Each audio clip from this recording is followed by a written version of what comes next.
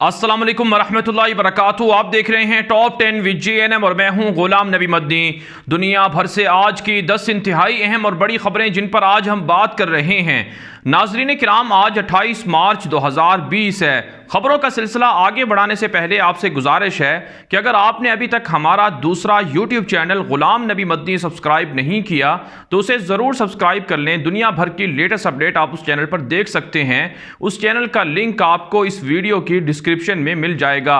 इसके अलावा जो खबरें हम आपको रोज़ाना दुनिया भर से 10 खबरें सुनाते हैं, इनके हवाले से अगर आप इनके रेफरेंस या इनके ओरिजिनल सोर्स तक आप जाना चाहें तो वो भी आपको इस वीडियो की डिस्क्रिप्शन में ओरिजिनल जो सोर्स है इन खबरों के वो भी आप देख सकते हैं। बहरहाल खबरों का सिलसिला शुरू कर लेते हैं। जो आज की पहली बड़ी खबर है ये अफगानिस्तान से है। अफगानिस्तान के अंदर तालिबान के साथ मुज़ाकरात के लिए बाकायदा अशरफ गनी इंतजामिया ने 21 रुकनी कमेटी का ऐलान कर दिया है, जिसमें 5 खवातीन भी शामिल हैं। ताहम तालिबान के तर्जुमान ज़बीहुल्लाह मुजाहिद ने ऐलान किया है कि अशरफ गनी इंतजामिया की जानिब से जो उनके 1000 कैदियों की फहरिस्त तालिबान को दी गई है वो दुरुस्त नहीं है। टेक्निकल उसमें इश्यूज़ हैं, क्योंकि बहुत से ऐसे कैदियों के नाम दिए गए हैं तालिबान को जो दाइश के साथ शामिल हुए थे और तालिबान की कार्रवाइयों में मारे गए थे। इससे ये इशारा मिलता है कि अशरफ गनी इंतजामिया अब भी तालिबान के साथ डबल गेम कर रही है। और आप जानते हैं कि तालिबान के 5000 कैदियों को आज से सिर्फ 2 दिन के बाद रिहा किया जाना है, यानी 31 मार्च को। और 31 मार्च को तालिबान के 5000 कैदियों के बदले 1000 जो कैदी हैं अफगान हुकूमत के वो तालिबान ने रिहा करने हैं। ये मुआहदा हुआ था दोहा के अंदर तालिबान और अमेरिका के दरमियान, लेकिन अब ये खबरें सामने आ रही हैं जिस तरह से तालिबान के तर्जुमान ने कहा कि उनको जो कैदियों की फहरिस्तें दी गई हैं वो दुरुस्त नहीं हैं। इसका मतलब है कि तालिबान के साथ अशरफ गनी इंतजामिया मुज़ाकरात करने में संजीदा नहीं है। दूसरी जानब अफगान फौज के अहलकार तालिबान के सामने हथियार डाल रहे हैं और मुसलसल तालिबान के साथ जो अफगान फौजी हैं वो शामिल हो रहे हैं। सूबा गौर के अंदर, अफगानिस्तान के सूबा गौर के अंदर 75 से ज़ायद अफगान फौजियों ने हथियार डालकर तालिबान के साथ शमूलियत का ऐलान कर दिया है। तालिबान के अमीर मुल्ला हैबतुल्लाह ने जब मुआहिदा हुआ था उसके बाद एलामिया जारी किया गया था इमारात इस्लामिया की जानिब से, उसमें जो अफगानिस्तान के अंदर फौजी हैं या दीगर जो तालिबान मुखालिफ लोग हैं उनके लिए आम मुआफ़ी का ऐलान किया गया था। उस आम मुआफ़ी को देखने के बाद जोक दर जोक अफगान फौजी और दीगर तालिबान के मुखालिफ जो दुश्मन थे वो तालिबान की सफ़ों में शामिल हो रहे हैं। उनके सामने वो अपने जो माजी के जराइम थे उनसे तौबा ताइब हो चुके हैं। आगे बढ़ लेते हैं। जो आज की दूसरी बड़ी खबर है ये भारत और अफगानिस्तान से है। नाज़रीन किराम, आपको पता है आज से 3 दिन पहले अफगानिस्तान के दारुल हुकूमत काबुल के अंदर एक बड़ा हमला हुआ था सिखों के गुरुद्वारे के ऊपर। इस हवाले से हमने आपको अपडेट किया था उसी दिन कि यह हमला भारत की खुफिया एजेंसी रॉ की कार्रवाई है और भारत के वो जो खुफिया एजेंट काबुल के अंदर सरगर्म हैं उन्होंने ही सिखों के गुरुद्वारे पर हमला करवाया है ताकि पाकिस्तान को, कश्मीरियों को और इसी तरह से तालिबान को बदनाम किया जा सके और अमेरिका और तालिबान के मबैन जो अमन मुआहदा है इसको सबोताज किया जा सके। इस हवाले से बाकायदा भारत का मीडिया मुसलसल रिपोर्ट कर रहा है कि ये जो हमला किया है ये केरला जो भारत की स्टेट है उसके एक भारतीय शहरी जिसका नाम अबू खालिद अल हिंदी है उसने किया है। दाइश का सरगर्म एक ग्रुप है अम्माक के नाम से अफगानिस्तान के अंदर जो इंडिया से भागे हुए भारतीय शहरियों पर मुश्तमिल है, उसकी ये कार्रवाई है और उन्होंने बाकायदा इस कार्रवाई को कश्मीरियों के नाम थोपने की कोशिश की ताकि पाकिस्तान को और कश्मीरियों को बदनाम किया जा सके। लेकिन भारत के तमाम मीडिया चैनल बिलखुसूस इंडियन एक्सप्रेस और इसी तरह से भारत का एक और टीवी चैनल है और इसके अलावा दुनिया भर के जो मुख्तलिफ ज़राए अबलाग हैं उनमें खबरें गर्दिश कर रही हैं, सामने रिपोर्टें आ रही हैं कि यह हमला भारत के शहरी ने किया ताकि सिखों को जो पाकिस्तान के साथ उनके ताल्लुकात हैं या हमदर्दियाँ हैं उनसे ख़त्म करवाया जा सके, पाकिस्तान को तालिबान को बदनाम करवाया जा सके। नाज़रीन किराम, तालिबान ने भारत और उनके साथ जो दीगर तालिबान के दुश्मन हैं उनके खिलाफ कार्रवाइयों का ऐलान कर रखा है। आगे बढ़ लेते हैं। जो आज की तीसरी बड़ी खबर है यह मकबूजा कश्मीर से है।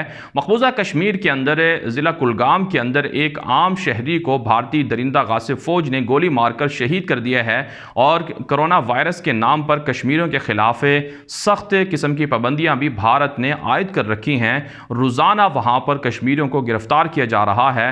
ساتھ ساتھ خبریں سامنے آ رہی ہیں کہ مقبوضہ کشمیر کے اندر انٹرنیٹ اور دیگر صحت کی سہولیات بھی ناپید ہو چکی ہیں۔ اسی حوالے سے پاکستان کے وزیر خارجہ شاہ محمود قریشی نے اقوام متحدہ کو ہنگامی بنیادوں پر نوٹس لینے کا مطالبہ کیا ہے، باقاعدہ خط لکھا ہے جس میں کشمیر کے اندر کرونا وائرس کے بعد کی صورتحال پر نوٹس لینے کا مطالبہ کیا گیا ہے۔ آگے بڑھ لیتے ہیں، جو آج کی چوتھی بڑی خبر ہے یہ بھارت سے ہے۔ بھارت کے اندر کرونا وائرس کے حوالے سے اصل تعداد تو مودی کی حکومت چھپا رہی ہے، تاہم ہندو دہشت گردوں نے جو ڈاکٹر کرونا کے خلاف جنگ کر رہے ہیں، کرونا کا علاج کر رہے ہیں، ان کے خلاف حملے کرنے کی، ان کو قتل کرنے کی، ان کے گھروں کو جلانے کی دھمکیاں دینا شروع کر دی ہیں۔ کہا جاتا ہے جو طبی عملہ ہے بھارت کے اندر کرونا وائرس سے نمٹنے والا، ان کو اچھوت بنا کر پیش کیا جا رہا ہے۔ دوسری جانب بھارت کے اندر ایک شخص نے 40,000 سے زائد لوگوں کو کرونا وائرس کا نشانہ بنایا اور اس کی وجہ سے 40,000 لوگ قرنطینہ میں منتقل ہو چکے ہیں۔ آگے بڑھ لیتے ہیں، جو آج کی پانچویں بڑی خبر ہے یہ سعودی عرب سے ہے۔ ناظرین کرام، دنیا بھر کی طرح سعودی عرب کے اندر بھی کرونا وائرس سے تیزی سے پھیل رہا ہے۔ 1150 سے زائد کیسز اب تک ریکارڈ ہو چکے ہیں، 4 کے قریب اموات ہو چکی ہیں۔ مدینہ منورہ جو مسلمانوں کا مقدس ترین مقام ہے، وہاں پر کرونا کی تعداد 30 سے زائد ہو چکی ہے۔ مدینہ منورہ کے 6 کے قریب انتہائی اہم محلوں کو سیل کر دیا گیا ہے۔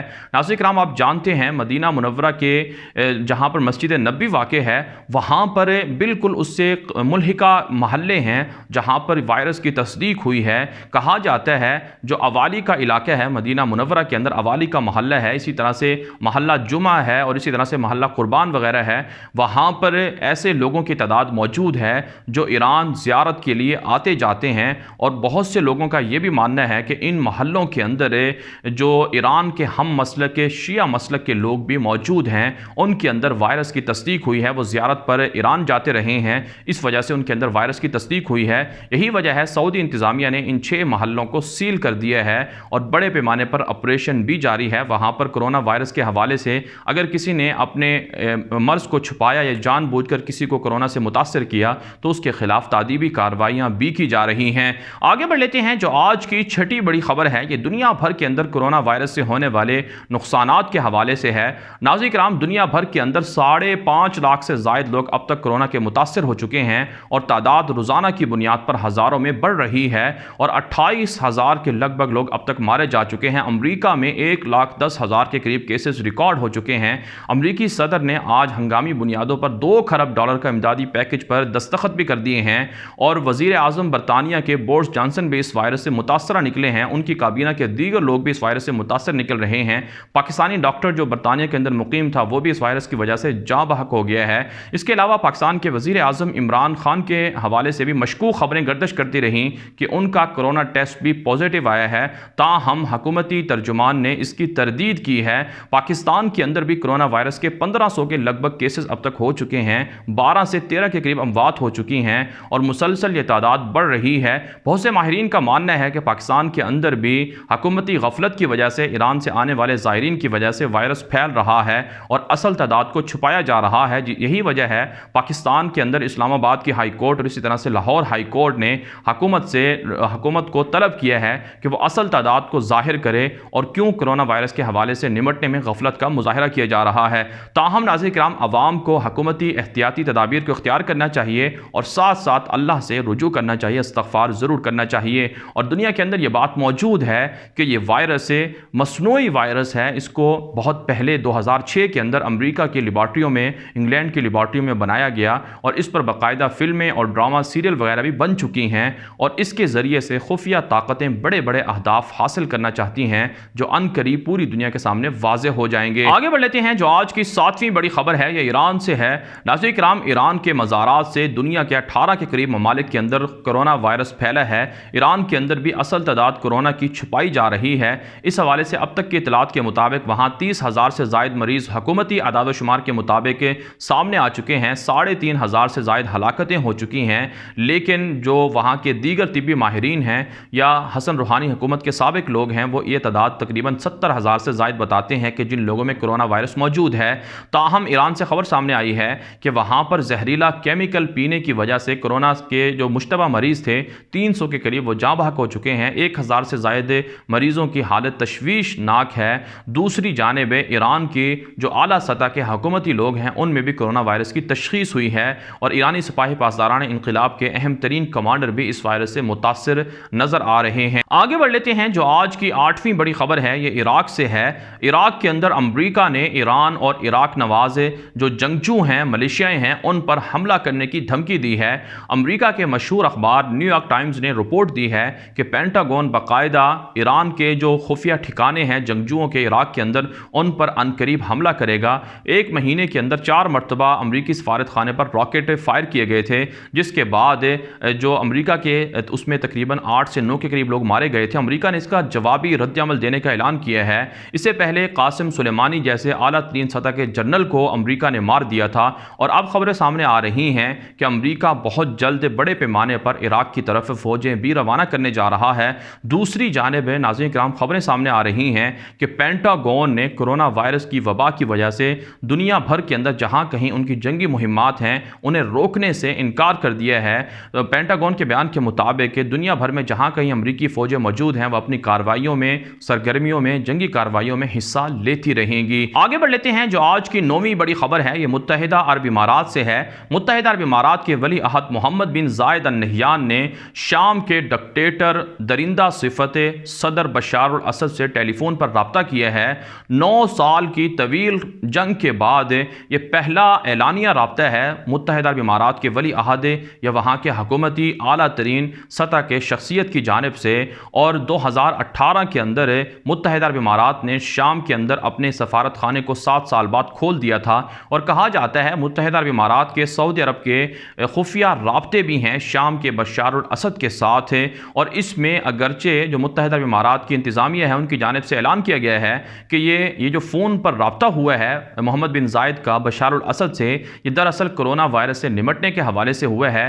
تاہم ناظرین کرام دنیا بھر کے ماہرین کا ماننا ہے کہ شام کے بشار الاسد کے ساتھ پس پردہ متحدہ عرب امارات سعودی عرب تعلقات قائم کیے ہوئے ہیں، اور شام کے اندر ترک فوجوں کے خلاف اور اسی طرح سے لیبیا کے اندر ترک فوجوں کی جو سرگرمیاں جاری ہیں خلیفہ حفتر باغی کے خلاف، جن کو متحدہ عرب امارات سعودی عرب سپورٹ کر رہا ہے، اس حوالے سے بشار الاسد کے ساتھ متحدہ طور پر متحدہ عرب امارات نے اور سعودی عرب نے الائنس بنایا ہوا ہے، اور ترک فوجوں کو شام سے کس طرح نکالا جائے اس حوالے سے بھی متحدہ عرب امارات بشار الاسد کی مدد کر رہا ہے، اور لیبیا کے اندر ترکی کی فوجوں کے خلاف کس طرح سے کاروائیاں کی جائیں اس حوالے سے بھی متحدہ عرب امارات شام کے صدر بشار الاسد کے ساتھ مل کر مشترکہ طور پر حکمت عملی اپنا رہے ہیں۔ ناظرین کرام آپ جانتے ہیں ترکی کے اندر 40 لاکھ سے زائد شامی مہاجرین موجود ہیں۔ دنیا بھر کے اندر اس وقت بھی 50 لاکھ سے زائد شامی مہاجرین در بدر زندگیاں گزار رہے ہیں، لیکن خلیجی ممالک نے اب تک بالخصوص متحدہ عرب امارات اور سعودی عرب کی جانب سے ان مہاجرین کے حوالے سے کوئی ایسا اقدام نہیں اٹھایا گیا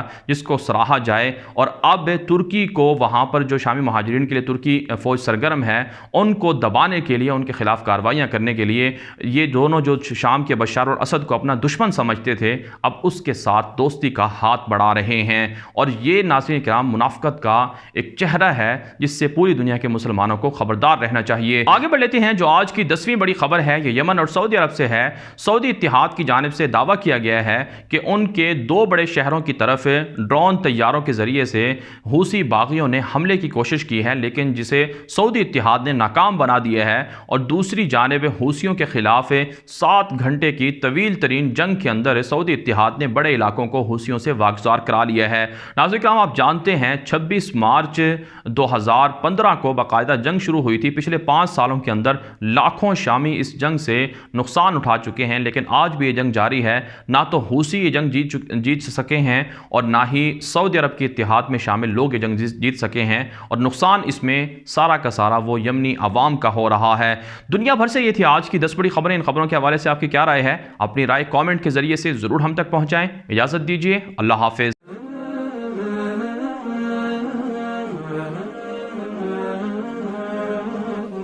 Hmm.